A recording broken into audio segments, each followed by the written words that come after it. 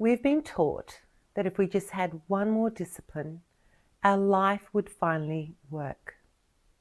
But for so many of us, discipline is a thing that broke us. Not because we were weak, not because we failed, but because discipline was used as a weapon against our own humanity. And today I want to name something that often feels quite and quietly shameful to admit. If discipline worked the way we were promised, we wouldn't feel so tired. Discipline promises control, certainty. It promises that if you just try harder, wake up earlier, push through, stay consistent, everything will fall into place. And for a while it works. You get results, you get approval, you get momentum. But underneath it slowly, subtly, something else happens. Your body tightens, your nervous system stays on high alert, rest starts to feel unsafe, and life becomes something you manage instead of something you inhabit. That's the cost no one talks about. For many of us, discipline didn't build freedom, it built endurance. Endurance of discomfort, of self-override, of living slightly disconnected from ourselves. And eventually the system collapses. Burnout doesn't come because you lack discipline. It comes because discipline was never paired with safety. Here's the part that matters.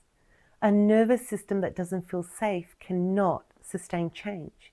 It can comply, it can perform, it can push, but it cannot stay. So when people say, why can't I just be consistent? What's wrong with me? Why do I always fall off? The real answer is rarely laziness. It's usually this. Your system is exhausted from being managed instead of met. Let's talk about the difference we were never taught ourselves. There is a difference between structure and self-violence. Structure supports life, self-violence demands performance. Structure adapts to capacity, self-violence ignores it. Structure says what's realistic today, self-violence says do it anyway. Structure listens, self-violence overrides. And most of us were praised for confusing the two. You don't need less structure. You need structure that doesn't require you to abandon yourself. Because any system that only works when you're at full capacity isn't a system. It's a pressure test. So if discipline isn't the answer, what is? What actually sustains change? This is where everything softens and becomes more honest. Sustainable change comes from regulation and identity, not force. When your nervous system feels safe, consistency becomes natural. When your identity shifts, behavior follows quietly. When you trust yourself, you don't need to threaten yourself. Think about the things you don't have to discipline yourself to do. Protect what matters to you. Show up for what you care about. Move toward what feels aligned. You don't need discipline there. You need permission.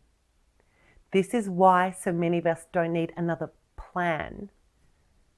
We need to feel safe inside our own lives again. Safe to rest, safe to adjust, safe to choose differently without collapsing into shame.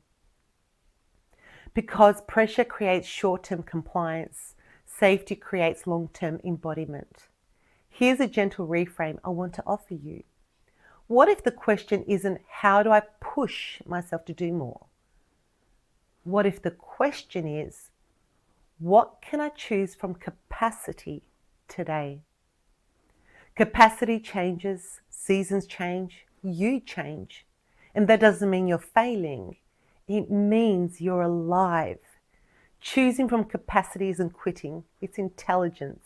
It's saying I don't need to prove my worth through exhaustion. It's saying I can build a life that wants me in it. And when you choose this way, slowly, consistently, something surprising happens. You become more reliable, more present, more grounded.